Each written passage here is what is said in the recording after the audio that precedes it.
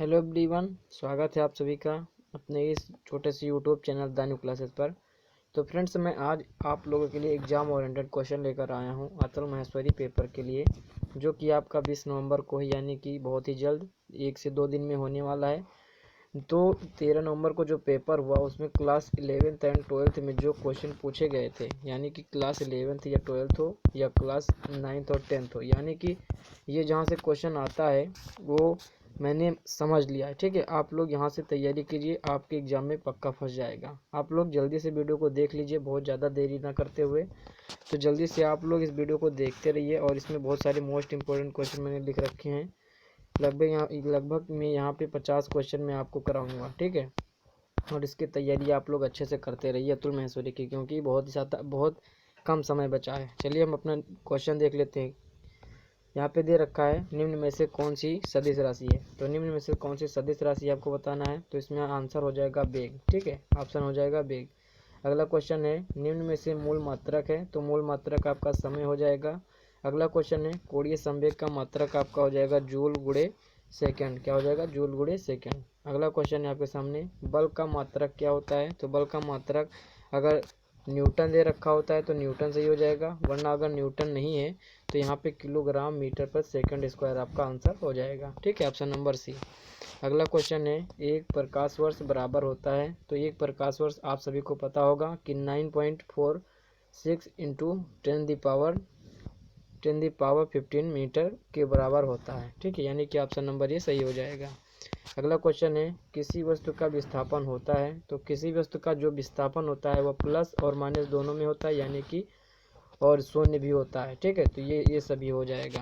अगला क्वेश्चन है, दूध से क्रीम अलग होने का कारण है। तो दूध से क्रीम अलग होने का कारण अपकेंद्रीय बल है। ठीक है, ऑप्शन नंबर भी सही हो जाएगा। नेक्स्ट क्वेश्चन है, वृत्ताकार पथ के चारों ओर पिंड की गति इसका उदाहरण है। तो ये आपका साइंस का मैं क्वेश्चन आप लोगों को करा रहा हूँ, जिसका आंसर हो जाएगा ऑप्शन नंबर सी, समान चाल समान वेग का उदाहरण है। ठीक है, इस समान वृत्ताकार पथ के चारों ओर पिंड की गति क्या होगी? समान चाल समान वेग की उदाहरण होगी। ठीक है, अगला क्वेश्चन आपके सामने है, रॉकेट किस सिद्धांत पर कार्य करता है। ये वेरी इंपॉर्टेंट क्वेश्चन है। रॉकेट किस सिद्धांत पर कार्य करता है। तो ये न्यूटन के तृतीय नियम पर कार्य करता है। ठीक है, अगला क्वेश्चन आपके सामने है, क्रिकेट की गेंद को किस कोण से मारा जाना चाहिए कि वह अधिकतम क्षैतिज दूरी तय कर सके। तो ये 45 अंश के कोण पर जब माना जाएगा तो यह अधिकतम दूरी तय करेगा, क्षैतिज दूरी। ठीक है, अगला क्वेश्चन है, न्यूटन का तृतीय नियम परिभाषित करता है। तो न्यूटन का तृतीय नियम आपका संवेग परिवर्तन की दर एवं बाह्य बल को परिभाषित करता है। ऑप्शन नंबर सी सही हो जाएगा। ठीक है, अगला क्वेश्चन आपके सामने है, न्यूटन के किस गति से बल का व्यंजक F बराबर ma प्राप्त होता है, यानी कि न्यूटन के द्वितीय नियम से। ठीक है, F बराबर ma। ठीक है, ये प्राप्त होता है समीकरण। अगला क्वेश्चन आपके सामने है, किसी पिंड पर किया गया कार्य निर्भर नहीं करता है। तो उसकी प्रारंभिक वेग पर नहीं निर्भर करता है। ऑप्शन नंबर डी सही हो जाएगा। अगला क्वेश्चन है, एक मनुष्य एक दीवार को धकेलता है तथा इसको विस्थापित नहीं कर पाता है। तो वह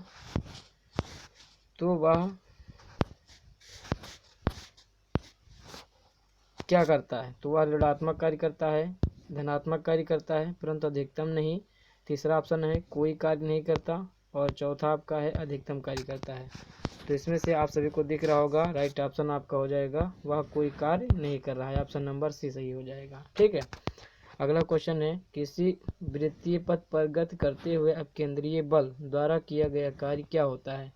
तो किया गया कार्य आपका शून्य होता है। ठीक है, शून्य होता है। ऑप्शन नंबर भी सही हो जाएगा। एक बार फिर से क्वेश्चन रिपीट करते हैं, वृत्तीय पथ पर गति करते हुए अपकेंद्रीय बल द्वारा किया गया कार्य क्या होता है? शून्य होता है। ठीक है, अगला क्वेश्चन है आपके सामने, गतिज ऊर्जा व संवेग। ठीक है, गतिज ऊर्जा काइनेटिक एनर्जी एंड मोमेंटम के मध्य संबंध होता है। तो काइनेटिक एनर्जी एंड मोमेंटम के बीच ये आपका सूत्र हो जाएगा। ऑप्शन नंबर डी सही हो जाएगा। ठीक है, काइनेटिक एनर्जी हो जाएगा और P बराबर मोमेंटम हो जाएगा। ठीक है, अगला क्वेश्चन आपका है, यदि पदार्थ के द्रव्यमान व वेग दोनों को इनके परिमाण से दोगुना कर दिया जाए तो गतित ऊर्जा कितनी हो जाएगी? तो गतित ऊर्जा जो आपकी है वह 8 गुनी हो जाएगी। कितनी गुनी? 8 गुनी हो जाएगी। ऑप्शन नंबर सी सही हो जाएगा। अगला क्वेश्चन है, घड़ी की स्प्रिंग में भंडारित ऊर्जा जो होती है वह किस प्रकार की ऊर्जा होती है? तो स्थितिज ऊर्जा होती है। ऑप्शन नंबर बी सही हो जाएगा। नेक्स्ट क्वेश्चन है, विद्युत जनित जो विद्युत जनरेटर होता है वह क्या कार्य करता है? यानी कि उसमें ऊर्जा जो होती है वह किस रूप में होती है और वह जो है वह किस ऊर्जा को किस रूप में परिवर्तित करता है? तो यह यांत्रिक ऊर्जा को विद्युत ऊर्जा में परिवर्तित करता है। विद्युत ऊर्जा को यांत्रिक ऊर्जा को विद्युत ऊर्जा में बदलता है। अगर हम बात करें विद्युत मोटर की, तो विद्युत मोटर जो होता है यह विद्युत ऊर्जा को यांत्रिक ऊर्जा में बदलने का कार्य करता है। नेक्स्ट क्वेश्चन हम देख लेते हैं। यहाँ पे दे रखा है, बहुत ज़्यादा मोस्ट इम्पोर्टेंट क्वेश्चन है यह, आपके 13 नवंबर में पूछा गया है। ठीक है, कोड नंबर कुछ भी है याद नहीं है, लेकिन यह क्वेश्चन पूछा गया, वेरी वेरी इंपॉर्टेंट है। एक अश्व शक्ति कितने वाट के बराबर होता है? तो ये आपका 746 वाट के बराबर होता है। अगला क्वेश्चन है, निम्न में से गुरुत्वाकर्षण बल के संदर्भ में कौन सा कथन सही है? ठीक है, आपको कथन सही बताना है। किसके संदर्भ में? गुरुत्वाकर्षण बल के संदर्भ में। तो इसमें हम देख लेते हैं, या देखिए यहाँ पे फिर से पढ़ लेते हैं। गुरुत्वाकर्षण बल असंरक्षी बल है। गुरुत्वाकर्षण बल माध्यम पर निर्भर करता है। गुरुत्वाकर्षण बल क्रिया प्रतिक्रिया युग्म है। गुरुत्वाकर्षण बल अपकेंद्रीय बल है। तो यह गुरुत्वाकर्षण बल जो आपका है क्रिया प्रतिक्रिया बल है, क्योंकि अगर क्रिया प्रतिक्रिया बल ना होगा तो सब जो पृथ्वी है और ग्रह है ये सब आपस में मिल जाएंगे। ठीक है, यानी कि जो ग्रह टंगे हुए हैं, यानी कि जो बृहस्पति हैं और बुध ग्रह हैं, यानी कि सूर्य उड़ हैं, तो इस तरीके से सूर्य तो अगर एक तारा है, लेकिन अगर हम बात करें बुध की, जो बुध हैं, बृहस्पति हैं, शुक्र हैं, ये सब जो आपके गुरुत्वाकर्षण बल के कारण टंगे हुए हैं, रुके हुए हैं, अगर उसमें गुरुत्वाकर्षण और क्रिया और प्रतिक्रिया बल ना हो तो वह आ जाएंगे, आपके गिर जाएंगे और पृथ्वी नष्ट हो जाएगी। ठीक है, अगला क्वेश्चन है, सार्वत्रिक गुरुत्वाकर्षण नियतांक यम का मान है। तो यम का मान आपको इसमें बताना है। तो यम का मान आपका हो जाएगा ऑप्शन नंबर बी 6.67 गुणे 10 के घाते -11 न्यूटन मीटर प्रति किलोग्राम स्क्वायर। ठीक है, अगला क्वेश्चन है, पृथ्वी की सतह पर गुरुत्वीय त्वरण जी का मान होता है। ठीक है, स्मॉल जी यहाँ पे ध्यान रखना, स्मॉल जी का मान होता है गुरुत्वीय त्वरण का 9.8 मीटर पर सेकंड स्क्वायर। ठीक है, ये आप रखना है, याद रखना है आपको। ये क्वेश्चन भी रिपीट हो सकता है। ठीक है, वेरी वेरी इंपॉर्टेंट है। क्लास 9th और 10th या 11th हो या 12th हो, सभी के लिए यह क्वेश्चन इंपॉर्टेंट है साइंस से।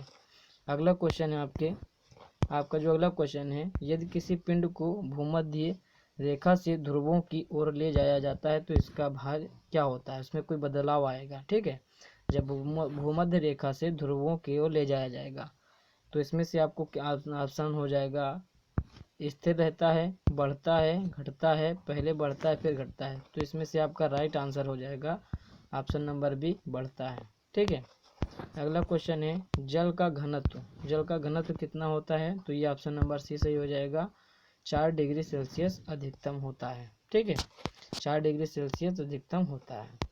अगला क्वेश्चन है, एसआई पद्धति में 4 डिग्री सेल्सियस पर जल का घनत्व कितना होता है? एसआई पद्धति में बताना है। ठीक है, तो एसआई पद्धति में 1000 किलोग्राम बटा मीटर स्क्वायर होता है, मतलब मीटर क्यूब होता है। ऑप्शन नंबर डी सही हो जाएगा। ठीक है, यहाँ पे देख सकते हैं आप।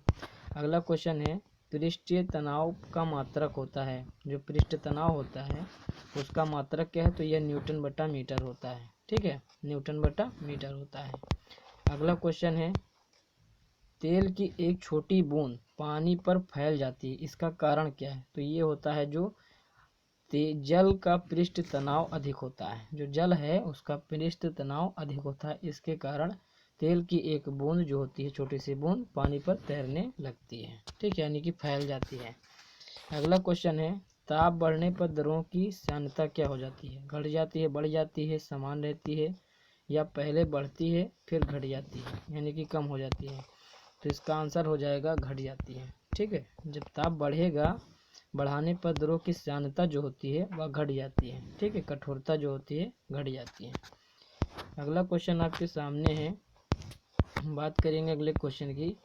तो इसमें पूछ रखा है निम्न में से सरल आवर्त गति के लिए आवश्यक शर्त है। तो ये नियत आवर्तकाल नियत त्वरण विस्थापन त्वरण के समानुपाती होता है।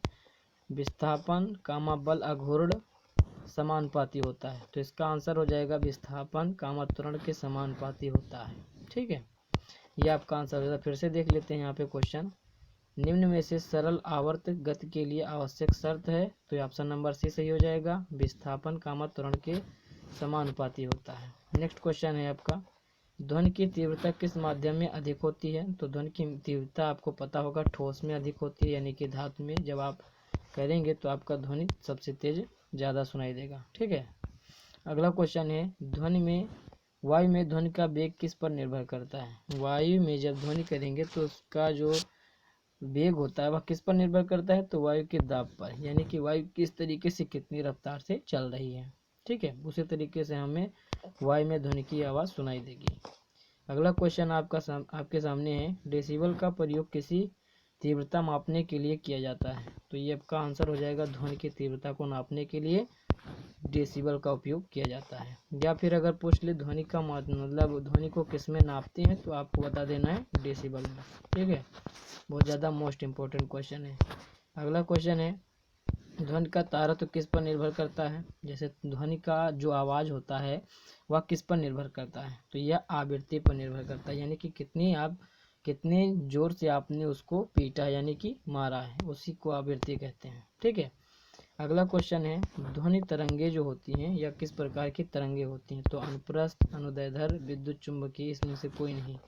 तो इसका आंसर मैं आपको बता दूं, सिंपल सा अनुदैर्ध्य तरंग हो जाएगा।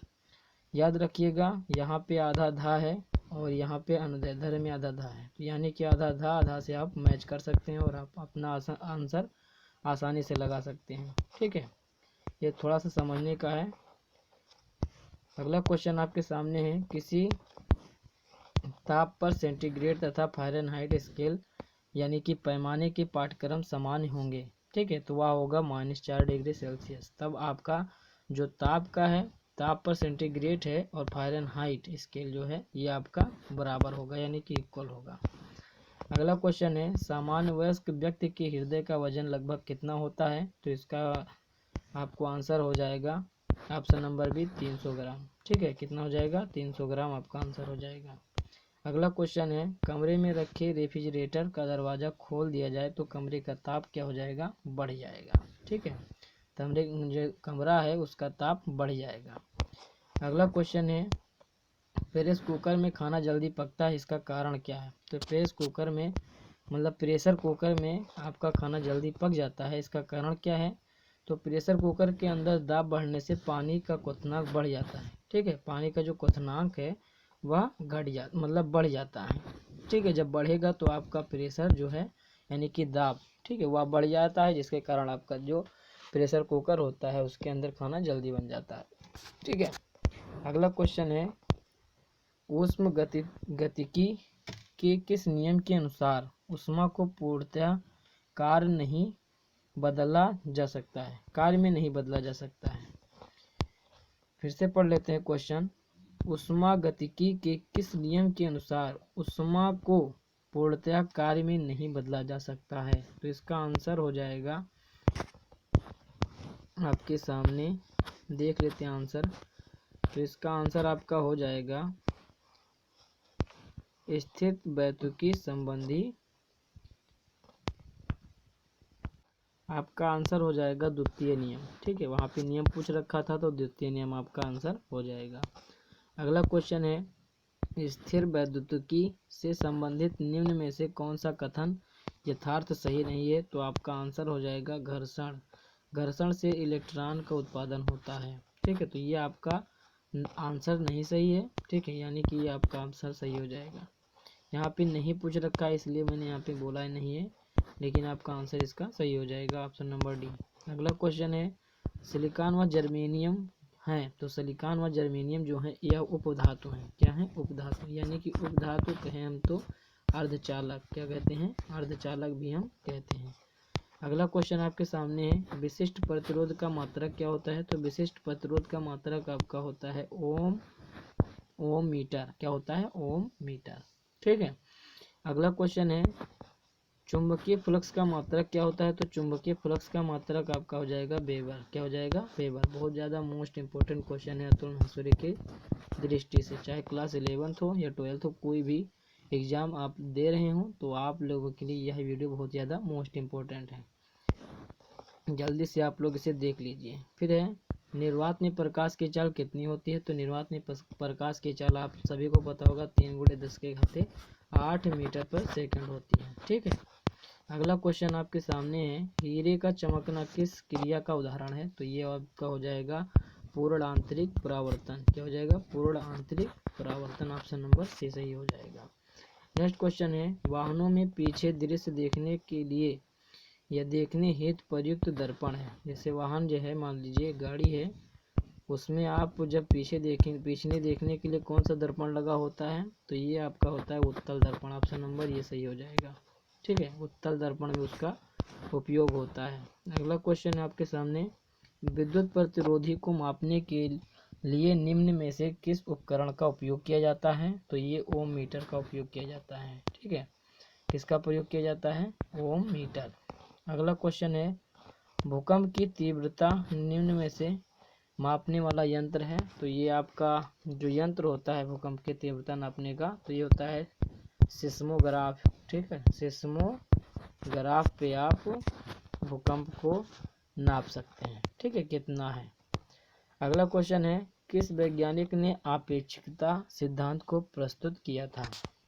तो आपेक्षिकता सिद्धांत जो है E = mc² जिन्होंने दिया था, उसी को हम आपका अपेक्षता का सिद्धांत के मैन कहते हैं, यानी कि अल्बर्ट आइंस्टीन को हम अपेक्षता का सिद्धांत के जनक कहा जाता है। ठीक है। तो ये आपके 50 क्वेश्चन ऐसे थे जो भौतिक से थे। ठीक है। भौतिक विज्ञान से ऐसे मोस्ट इंपॉर्टेंट क्वेश्चन थे जो कि मैंने आपको करा दिए हैं। अगर जिन लोगों ने अभी तक चैनल को सब्सक्राइब ना किया है, चैनल को सब्सक्राइब कर लें, और वीडियो अगर पसंद आई हो तो वीडियो को लाइक कीजिएगा। ठीक है। वैसे तो लाइक बहुत कम लोग करते हैं, केवल वीडियो को देख लेते हैं। तो आप लोगों से रिक्वेस्ट है कि जिन लोगों ने अभी तक चैनल को सब्सक्राइब ना किया है, चैनल को सब्सक्राइब कर लें। और इस तरीके से बहुत सारी वीडियो मैं अभी थोड़ी देर बाद अभी डालने वाला हूँ, आप लोग जल्दी से देखते रहिएगा। ठीक है। मिलते हैं नेक्स्ट वीडियो के साथ, तब तक जय हिंद जय भारत। आप लोग तैयारी करते रहिए।